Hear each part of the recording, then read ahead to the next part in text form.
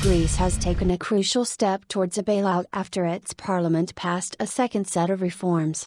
The passage of the measures means that negotiations on an €86 billion European Union bailout can begin. The reforms include changes to Greek banking and an overhaul of the judiciary system. Thousands demonstrated outside of parliament as the bill was debated, with protests briefly turning violent as petrol bombs were thrown at police.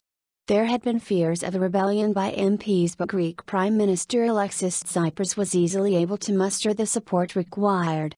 In total, the measures received 230 votes in favor and 63 against, with 5 abstentions. The debate ended at 4 o'clock local time, 1 o'clock GMT. Among those who voted against were 31 members of his own Syriza party. However, this represents a smaller rebellion than in last week's initial vote.